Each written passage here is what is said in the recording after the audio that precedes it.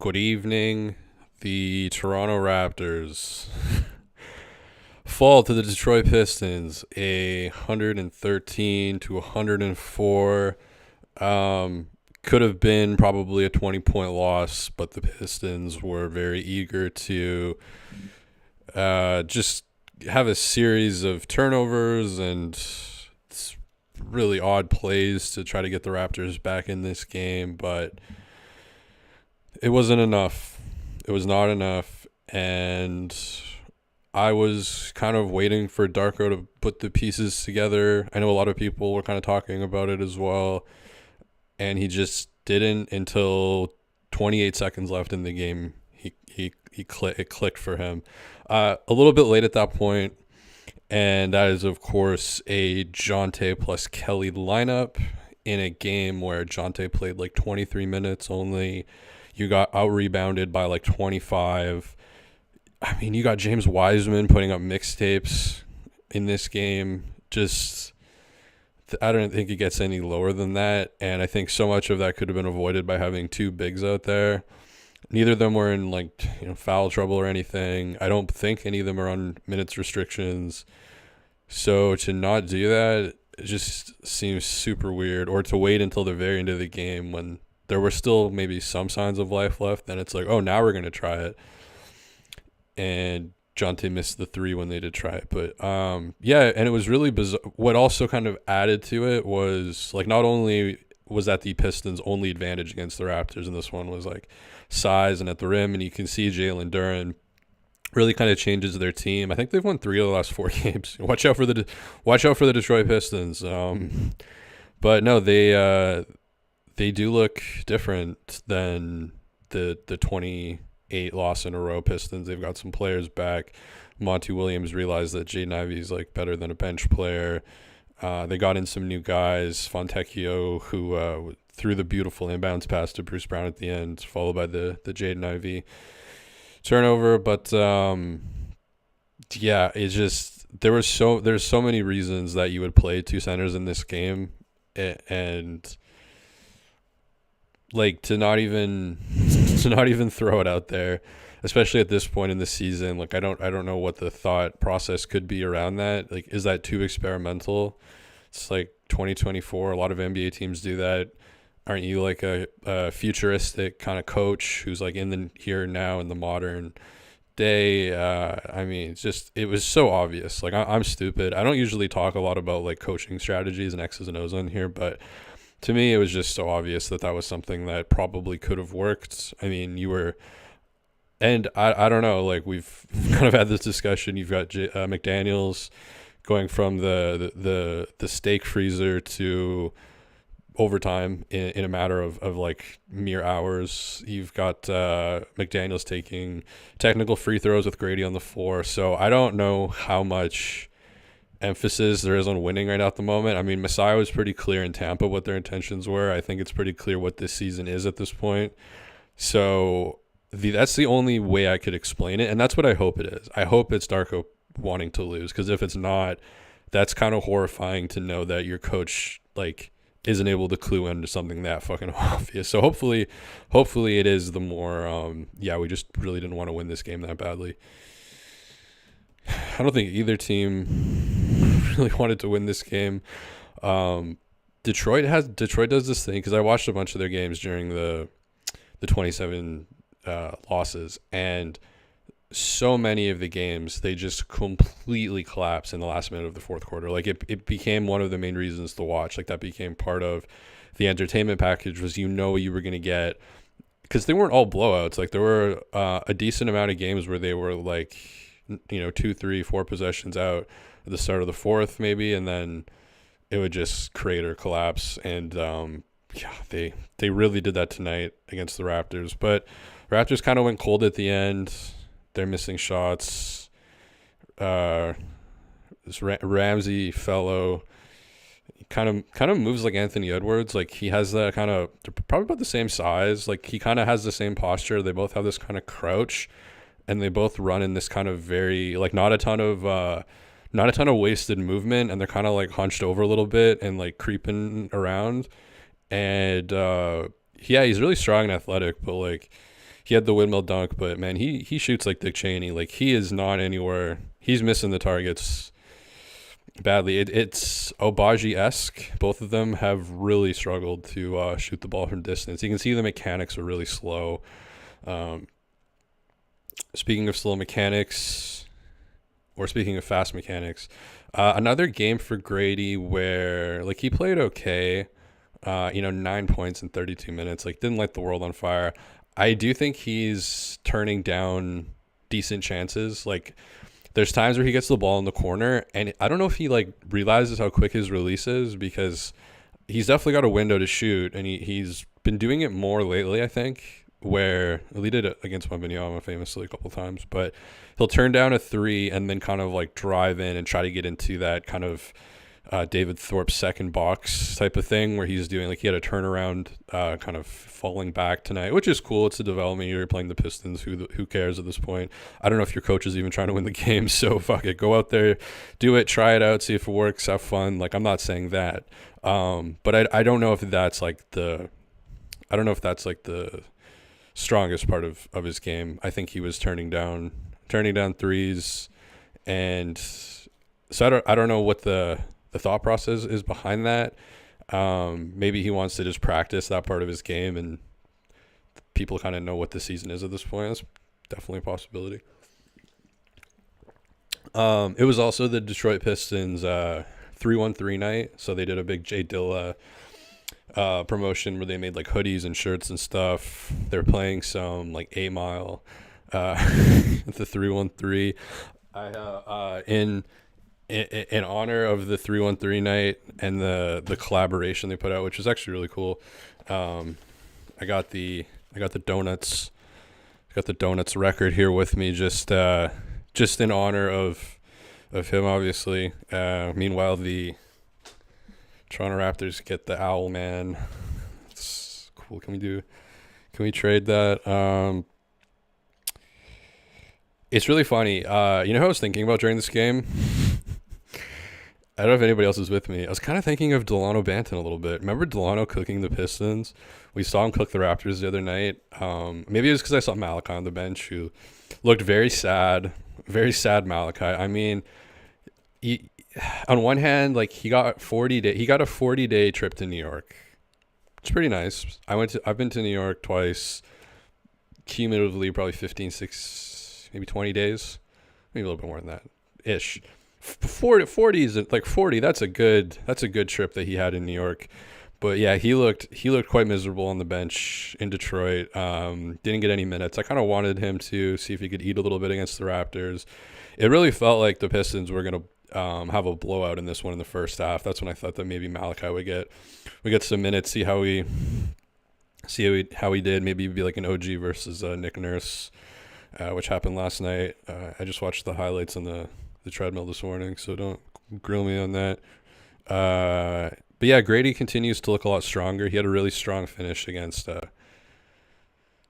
it Stewart? Somebody. But Isaiah Stewart, I thought he was gonna he's most likely to probably, I guess it was Miles Bridges, but like kill somebody. He really seems like he like, I don't know. Him and Quickly, I need to rewatch that because that could be a video for sure, because they were going back at each other. Because I got this Tyrese Halliburton Gary video I'm almost done, so that could be the next one, I think, because they were going at each other for kind of half of the third quarter. So I wonder if something had happened earlier in the game. So I'll probably go back and rewatch that over again. But that was kind of an interesting side story, because yeah, Isaiah Stewart, like when it's definitely believable. I don't think he's acting. Like I think he's legitimately angry. Quickly was like clapping in his face at one point, and then Stewart was just being weird. I just have this, 5:10 of the third quarter. My note just says Stewart being weird with a star next to it. So that means it was good. It looked good in the moment. Sometimes you get into the editing software and it's just like, wow, this isn't at all what I thought it was. That happens sometimes. But I don't think it's going to be the case for here. Yeah, just a kind of a bad game in general. Some really good performances, like obviously Jonte, kind of it could have been the Jonte Porter game if he would have played um, more than 21 minutes. Like, I thought that was, he had 10 points, 6 assists, 6 rebounds. Like, this man was on triple-double watch. You're telling me he's not going to get 4 more rebounds with 4 more assists if he plays more than 21 minutes? A team high +7. So him and McDaniels were the only pluses. Actually, McDaniels, I don't really. He has one. He had one. They're giving sometimes. Sometimes the stats are like, I don't think are that accurate, especially with like turnovers. Sometimes like there's no chance McDaniels had 1 turnover. He for sure had 2 or 3, but he just somehow was like effective. But I don't really understand why. I think part of it is he's just so chaotic that even if you watch him day in and day out, you have no idea what he's about to do. So if you're defending him, I don't know. Like he doesn't really have like a game. You know, it's just there's no patterns. There's no he's going into that thing again. It's just really random and chaotic. It's very Bruce Brownish. They're kind of similar in that sense, where it's just like, how do you even scout for that type of player? Most of the time, it probably doesn't work out, but he was just able to be just kind of weird and chaotic, not super efficient, but somehow effective. And I don't know. It's just funny that he's back in the rotation now. He's they had him in storage for a while, but they kept the key and they went back and they took him out, and he's been getting like serious minutes now. I know there's a lot of injuries, but aren't there a lot of like, don't they have an entire, this is what I don't understand. Isn't there an entire 905 team that's in Mississauga, which is like very close to Detroit and Toronto? It's just like, I don't know. Are there other people? Like what about Justice Winslow? What's he up to? Is he not better than Ramsey, who really struggled tonight? 1 for 7 from the field, -10, 7 rebounds, which is nice. You like that? He's got size, and I just do not buy the shot at all. It looks pretty rough. But the bench in general, like I thought War was effective. 21 minutes tonight, gets you 12 points, 3 steals. So pesky on defense. He hit 2 threes. His 3 and Kelly's kind of have the same kind of line drive trajectory. But yeah, the bench was pretty solid all in all. Like when they came on in the first, that's kind of when things started trending a little bit better. It was a really bad start. And it's crazy that Abaji played 26 minutes in this game. I don't remember a single thing that he did in 26 minutes. 0 points. So I don't like, what is the archetype for him? I don't really understand why he's starting. Like I know this is all development and all that, and it doesn't really matter. It's debatable whether or not Darko's trying to win these games, but I don't really understand him starting in this. I don't think he's cleared. I think he had that one game where he had like 13 points, but I don't think he's cleared 10 points since then. And I mean, you don't have to be a bucket getter, but I mean, 1 rebound in 26 minutes. It's just like, I don't know. I really have not seen a lot from him. I don't know what's like. Is he just a PJ? Is he a young like PJ Tucker? I don't really understand. I just don't understand what's the vision is. I mean, that can change, but man, he's really. And then Grady, rough night, 9 points, but whatever. He's. I guess Oshai's only like a year older than him, but I don't know. Grady's obviously done a lot better. Quickly, another nice game from him. 25 points, 8 assists, 5 rebounds. Bruce Brown, I don't even know. Like, I guess a good game. Like, he was aggressive. 8 for 12, efficient, 17 points. Somehow a team worst -16, though. And I just feel like that's more, I don't know why, but I just feel like that is more indicative than the other stats. Like, team worst -16, even though the stats look decent. I just don't think he's, like, I don't know. He doesn't get credited with turnovers, but I feel like he puts players in situations where they get turnovers. That's why I don't really like how turnovers are kind of divvied out. Like Kelly, 6 turnovers tonight. That's tough. Kelly makes a lot of those in traffic passes, and that's where he gets into trouble a little bit. Like he tries to get the ball through the gaps. Grady also had Grady had a couple like very. I mean, his passing's been getting better, but he had a couple very aggressive passes tonight. But yeah, I don't know. This whole game was just kind of the shadow upon this whole game was, well, of course, no Malachi, which is tough. I think we all wanted a little Malachi cameo. Even I guess it wasn't really garbage time. I mean, I don't think the Pistons were. The Pistons could have put Malachi in. Like, what are you guys really do? What hope is there really? Just put him in. You know, it's good entertainment. It's a good show, good storyline. At least he's probably not gonna turn Malachi's probably not gonna turn the ball over 3 times in the last 30 seconds at least. That's one thing he was. Actually, no, he was more turnover prone than I'm currently remembering. Actually, yeah, but yeah, it's funny just thinking of Delano for some reason. Just like, man, it would have been nice to have another guy who could I don't know, replace Abaji in the starting lineup potentially. I don't know. Maybe he could have just been like, I don't know. I just think they maybe give up on him a little too quickly. But that's kind of sad that that's where things are at. I mean, obviously there's tons of injuries on the Raptors. What's going on in the chat? Judd says this game was my 23-24 finals. I mean, yeah, the Raptors have really struggled against the Pistons. I mean, they continue. It's happened in the Dwayne Casey era. I don't know which loss is worse. I mean, I guess the first loss was worse when they had Scotty was playing, and man, it's crazy they lost that game with Scotty playing. That has to be the worst loss of the year. Just the context of it. But, you know, both teams this year have had 2 days over 500. This season have had 2 days. They've enjoyed 48 hours above 500. But yeah, the Pistons really continue to be a problem. I mean, the only problem tonight was the lack of size, was the rebounding, was the points in the paint. James Wiseman putting up mixtape dunks. Jalen Duren getting 20 something. I like how Jack says Dorian Finney-Smith. Jalen Duren, 23 rebounds tonight. I mean, kind of wild. 24 points. He was injured for a lot of their 27-28 game losing streak. So you really see the importance of him. 10 free throws as well. 24 free throws, and we have 19 free throws. Definitely a little bit of a free throw disparity. No, it's not Italian. Kelly Olynyk. I need to warm up for those first. I can't just go straight into them. Yeah.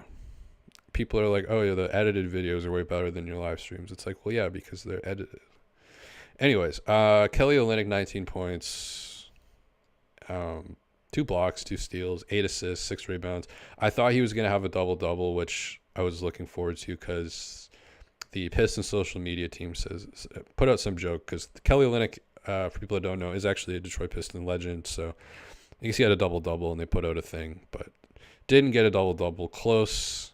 Maybe if a couple of those 6 turnovers or assists, he would have gotten it, but he was effective, efficient as well. 8 for 11, 2 for 4 from 3. Quickly, kind of hard, I don't know, like decent scoring output, 25 points, but 8 for 19, 2 for 8 from 3. Got to the line 8 times, which is good, but you know, the 8 assists is nice. Just the shooting was a little bit. I think you missed RJ Barrett. I think Quickly and Barrett have a nice chemistry. And then, yeah, it's nice that Grady's getting 32 minutes now, kind of more consistently. So, shouts to that. But, yeah, I just don't think the bench was, like, used enough, really, in this game. Like, your bench guys, 21 minutes, 21 minutes, 21 minutes, 19 minutes.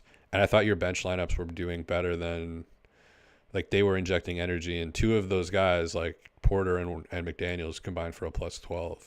And, yeah, it's just basketball malpractice to not have Olynyk and Porter at the same time, because Olynyk's already undersized, especially against a guy. like Duran, who, I mean, 20, anytime a guy gets 23 rebounds, like 9 offensive rebounds, like the Pistons got, okay, this is what I'm talking about. The Pistons got 11 offensive rebounds. The Raptors got 3. They got just absolutely scorched on the glass. Like 58 rebounds for the Pistons, 37 for the Raptors. That's wow, that's weird. Normally, when there's that big of a disparity, it reflects in field goal disparity, but the field goal was 93-88, so that's interesting. I don't really know how to fucking explain that without rewatching it, but yeah, this was kind of an embarrassing one. Definitely a winnable game if you're into that type of thing, but pragmatically, I mean, what's the point? Like, I guess there is one thing I do want to talk about, bigger picture, that I think not a lot of people are talking about, and I brought it up on Reddit, but I think I was like just waking up or like too stoned or something, and like it didn't come out right, it didn't really make sense. But there's kind of a point that a lot of people are missing when they're talking about this whole draft pick thing that I think deserves like a quick mention. Not that I'm like a expert on this topic. I don't really talk about this stuff that much, make that many comments on it. But it's something I've been thinking about that like nobody's really mentioned in the discussion. So there's kind of that like pick or no pick split where it's like, oh, are you tanking? Is it better to tank for the pick or, you know, wait till next year because the draft is going to be better next year? That's like, those are seems to be like the two talking points. But there really is a third scenario that doesn't get brought up really, which could happen if you, not that I guess you are kind of gambling on the 2025 thing. So the pick does convey to 2 seconds, I believe, in 2026. So at that point, that sucks. Like 2 seconds fucking sucks. That's horrible. So you're kind of gambling. If you don't want the pick to convey this year, you're kind of gambling a bit, because how long do you think the Raptors are going to be this poorly that they're going to be in the top 6 odds? You know, the Wizards aren't going anywhere. The Pistons are not going anywhere. Maybe the Spurs, but there'll be a team. The Jazz or something will fall off. There's always going to be these really bottom teams. The Trailblazers. I mean, I think that third scenario that people don't really talk about is like an important thing, where if you gamble and you're like, hell yeah, let's just hold it off until the better draft. It's like, well, what if you miss the window and then a top 6 pick becomes 2 seconds? That's really the risky run of trying to win these games. So, I mean, the organization knows that, and when you have Jalen the only evidence you need is Jalen McDaniels took a technical free throw. Like, that's it. That's all. Case closed. Bobby used to work for the CIA or whatever. Like, that's all you need. That's the only evidence you need. There's no other really deep analysis, you know, all that warranted. I mean, it talks about being like a kind of a futuristic basketball organization. So I think the McDaniels thing is pretty blatant. But you know, you're paying him $9 million. You may as well get some run out of him. Ramsey, keep chucking threes while, you know, Grady and stuff is out there. That's great. Yeah. What you guys think of Cade? I mean, it's just, he has a lot of inefficient games, like 8 for 20. I don't know. He's a nice player, but 2021 draft is kind of fun to look back at. Like Herb Jones is really creeping. People forget Herb Jones was picked like 34th in that draft. Like, are you taking, oh god, Bill Simmons mode. Like, are you taking Herb Jones? Are you taking Evan Mobley over Herb Jones at this point? And then where's Cade rank on it? Like, he's definitely after the Scotty, Şengün.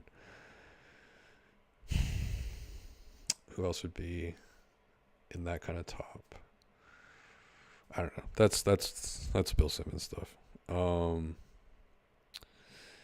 Anyways, anything in the chat? Porter and Kelly played well. When was the last time Toronto had two impactful centers? Says nameless. But yeah, why not get more is better. More is always better. So why didn't they do it?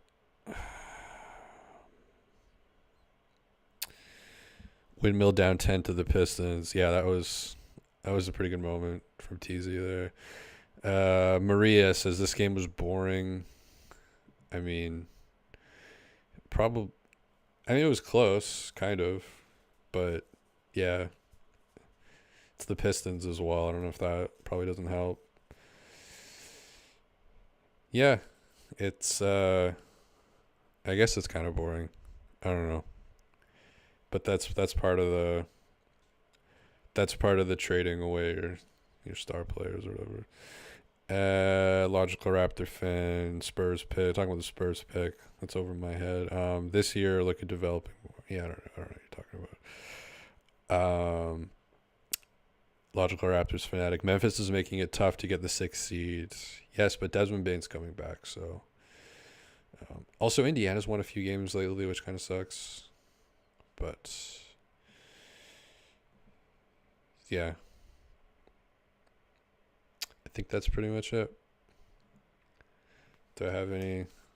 Got the record thing. TikTok's gonna get banned. We'll talk about that.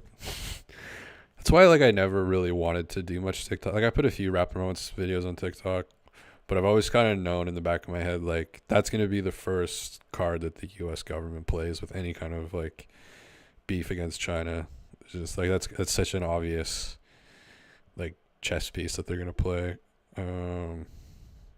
Thought the stadium looked kind of empty near the end. I don't know if people just knew the Raptors were going to win or lose. Maybe need to make a video on Grady getting stronger. That could be a good video. I don't know.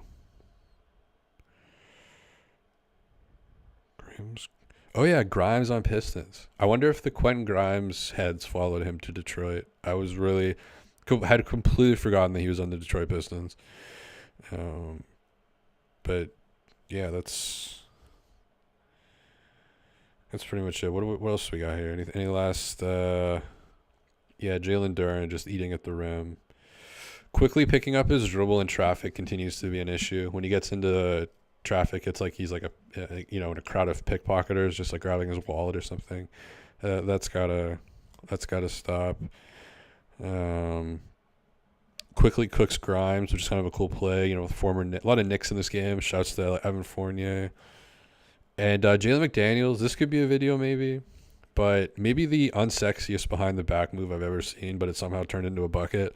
Wiseman putting up mixtape dunks, pretty wild. There was a sequence where Jonte Porter had a block, then a steal, then a 3, then an assist, all within a minute. It's pretty crazy. All part of a Raptors 12-0 run in the second quarter. Pistons going 0 for 11 in that period. Grady with a really strong finish over Jaden Ivey, and the Pistons finally wake up at the end of the second quarter. Quickly sometimes late clock execution isn't great either. End of the half, he's dribbling, and passes it to Ramsey for a 3 that didn't go in. It's just that's the play at the end of the quarter. I don't know, or the end of the half. Nice banter between Matt and Jack. I'm back off my detox for today, so back on the TSN Sportsnet content for now. But I thought Jack, it was cool talking about how good the food was in the press room with the Pistons. They said the whole league talks about how good it is, and Jack was saying we got to eat here more often.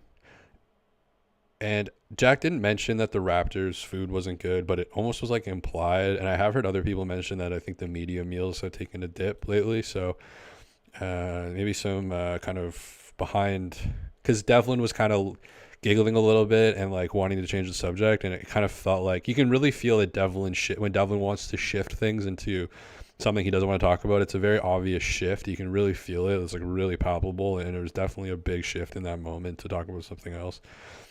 Also happened when Jack brought up the Red Wings, and then it was awkward when the cameraman panned to a Red Wing guy, and then Devlin just kept talking about whatever he was talking about in the game. Pistons went up 19-6 run, 10 minutes in the third quarter, and that's when Stewart and Quickly started getting into it, kind of beefing a little bit. Some technicals getting handed out, Quickly clapping in Stewart's face, Stewart being weird, and I've just got in my notes a few times here. No Kelly Jonte, question mark.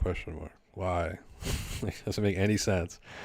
They're getting killed inside. It's the Pistons' only advantage. Jonte only 21 minutes tonight. Makes absolutely no sense. But anyways, Ramsey's threes stink. I just wrote that. Ramsey's threes stink. I mean, they really do. McDaniels gets a dumb turnover. He does have like a little bit of that. He has like the worst aspects of Jaylen Brown in his game, where he just I made a little compilation on Twitter of Jaylen Brown dribbling into traffic and getting a turnover, usually doing a really stupid spin move like into the guy who's stealing the ball from him. And Jalen McDaniels does that quite often. And the Pistons go on an 8-0 run, 6 minutes left in the fourth quarter, and that's when it really felt like it was over. Ramsey does give you a nice windmill dunk at that point, but also Sasser and Quickly, exact same shot mechanics from three, kind of interesting to watch. And we have a classic Matt Devlinism here with 2:18 left in the game. I believe they were down by 11. We have "Here Come the Toronto Raptors." Matt Devlin, 2:18. And Scotty was still cheering. Shots to him on the bench, still cheering. But, yeah, then they really did try to lose the game, the Pistons. Like, inbounds turnover. Bruce Brown grabbed that one from Fontecchio. Ivy travel, and Darko loses a challenge, which I don't know. Has Darko won a challenge? he seems to like not use his challenges or lose them, but yeah, I don't know if he's won. Mafia Wilbur Knight, boring game, sad to watch. Darko Combo Breaker HD says Darko subbing in bench mob to close a 16-point lead with 3 minutes left in the fourth gave me life. Didn't you want? Is nobody? Am I the only one? No, there are other people talking about it. Kelly Jonte, Mafia Wilbur Knight, McDaniels is the worst one ever. Instagram reels are where it's at if you want unhinged shit. I don't know anything about Instagram after. I think I had it in like 2015, 2016, and then I just got bored of it. I remember posting a smoothie bowl I made, and that's just like I can't do this anymore. I just deleted it. So I think I had it for 2 or 3 years, but I don't know what any of the new things are on it. I have heard about Reels though. That's just like a long video. Cool. Justin James, LOL. Quite impressed with Jonte as of late. Yeah, the 21 minutes just seems weird to me. He's so efficient. And this is 2 games in a row where he was really he was the better Porter against his brother Michael, I thought, last game. So, but yeah, he's been, arguably more of an even crazier development than Grady, because Jonte was in the Pistons G League system. The Detroit Pistons. You guys watched the game tonight? Do you know about the Pistons? He was in the G League team for them. He was at an even lower point than Grady. So he's even kind of more of a crazy. He's more almost in the Fred VanVleet category of kind of improbable, but yeah, this Pistons team, because they're pretty healthy too. I mean, they're kind of finally, they don't want to see a healthy Detroit Pistons. So Noah Sarr Thompson, sick apparently, but Evan Fournier 5 minutes. I don't know why that's funny. Shouts to Evan Fournier, man. Go out there for 5 minutes, just take 3 shots, whatever. Make $20 million. It's all good. I'm a fun guy. I told y'all Darko sucks. I guess you got to think, is he it depends. Is he trying to lose these games? If he is, he is finding smart ways to do it. So I think it kind of depends what your POV is on that. Um, but if he's trying to win these games, there's definitely been some questionable decisions.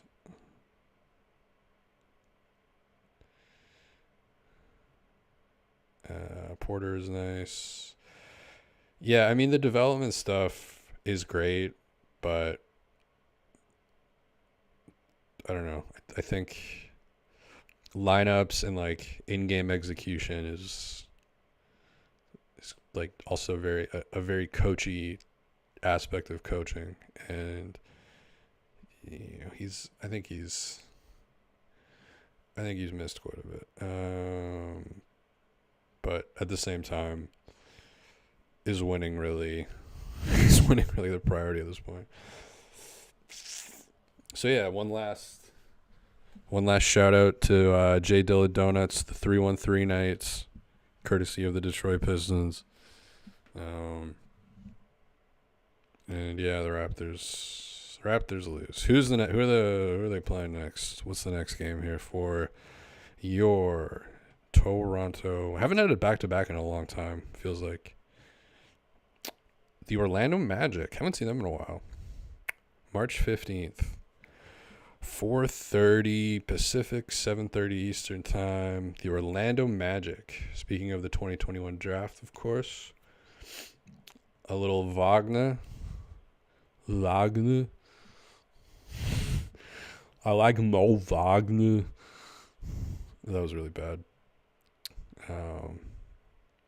Is Dennis... No, Dennis says... Kleba, Maxi Kleba. I'm like, does Dennis have beef with Mo Wagner? No, it's Maxi Kleba. Like Mo Wagner.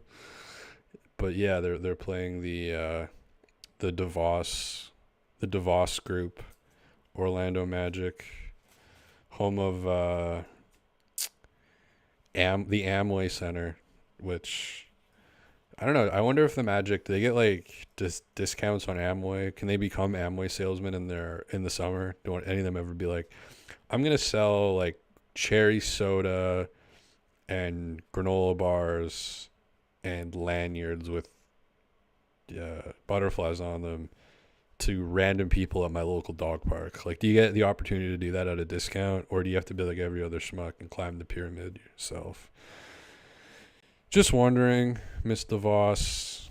I have a theory that the Magic switched to orange jerseys because that's like their big investment is prisons. So I just think they really wanted like the jumpsuit look. It's the only way you can explain why the Magic over the last decade have kind of opted for an orange like third jersey, which just doesn't make sense in any of their branding. They've had a huge branding fuck up, in my opinion. Like, all their colors now are like corporate blue, like Levi's jeans, LinkedIn shit. They used to have like cool fucking baby blue and black. Some of the cool. I had a Magic jacket growing up. I had see it in my head right now. A windbreaker. It was like a soccer windbreaker with those like old Umbro kind of style windbreakers, but it was an Orlando Magic one, and they've really fucked up their branding since then. So have the Raptors. So I'm sure it'll be a beautiful jersey matchup. So that's it's gonna be Friday. Friday what did I say? 15th. The tank continues. What are the Raptors in their last 10? I think they're 3-7 in their last 10, I believe. Last 10, 3-7 in their last 10. So if you're tanking, then the Grizzlies are also 3-7. So it's heating up. I don't think you can catch Portland. Let's check. I know Tankathon. Is there a site that can predict? Where's the Trash Clips guy, the really smart guy who always gives me good juice in the chat? I use Tankathon, but is there another site where you can see the odds of like catching the next team? Because currently the Raptors are ahead of, like, they're worse than the Grizzlies, I believe, at this point. 34.8. Yeah, I think so. I don't know if this is calculated. They're right there with the Grizzlies. It's kind of a crapshoot, but I don't know if you can mathematically, because the Blazers are 18-46, 28% win percentage. It goes by win percentage in the standings. So you would really, I think Portland would have to go on a bit of a run too. I mean, Raptors aren't that far. I mean, 23, so 5-game difference. And it's doable, to be honest. Like, that would be really impressive if they could out-tank the Blazers, but I don't think it's impossible. You see weird, crazy things happen in sports. Like, there's still, how many games left in the season? 45 plus 20, 65. So yeah, there's, you could slip 5 games in in like 17, 18 games. Not likely, but trash clip. Sorry, boss. I only know Tankathon too. Yeah, I think in my head I remember seeing a site that had like some chart, like one of those weird, really complicated charts that are difficult to read, but it would tell you like, oh, there's this % chance that they can overtake this team. I forget what the site was though. But yeah, Portland, I mean, people are talking about the Grizzlies. Cool. Desmond Bain coming back obviously, but I think you've got to really try. Like, you've really got to shoot for the stars. And go for Portland, man. Like, that's, you're never catch. The Hornets is too crazy. The Hornets is 16. They won 16.